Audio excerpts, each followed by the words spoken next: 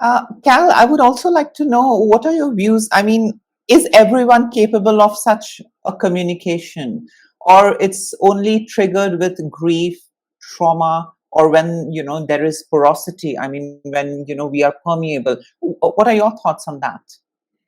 Well, we did another survey. It came out in 2021 in the British Journal of Psychiatry.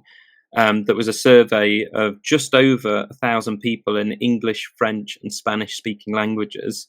We're still doing that research, and it's now gone to Chinese, Dutch, and German. And within that survey, we did have people that could relate to experiences of interacting with someone after they died, but they didn't know the individual that had died. An apparition came to them of someone they didn't recognize. And so it was not completely grief related. So we do have these absolute curveballs where they just don't seem to fit the bill.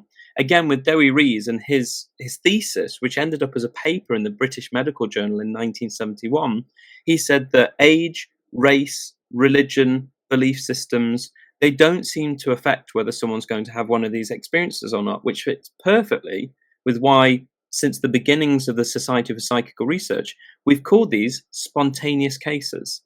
If you're in the right place at the right time, it just spontaneously happens. All we do know is, from a lot of research over time with parapsychology and looking at the life to the lab and trying to translate the anecdotes of day-to-day life and how we could fit this into a lab-based study, we know that when people are in an altered state of consciousness, or even just those nice day-to-day ones, which we would call being content, or flow, which is spoken about by Malay Csikszentmihalyi in his book Flow, The Psychology of Happiness, those slight altered states, watching the television, working on some writing, washing the pots, gardening, doing little jobs where your mind is focused, but you're content. Time is flying as you're having fun. You're just perfectly happy. Those are the perfect times in which to have an experience, or the hypnagogic state as you go to sleep, or hypnopompic state as you wake up, just between the two as it's wavering. So in lab studies, when we try and do tests for psychic functioning, we use techniques such as the Ganzfeld or other meditative techniques or flotation tanks. We want people to hover in that state. We want to induce an altered state artificially because, from what we know, it seems to be psych-conducive.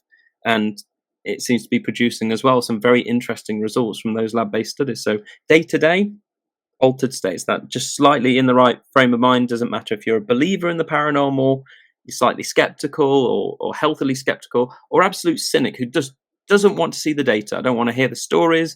I don't want to see any evidence. I just know it's not happening.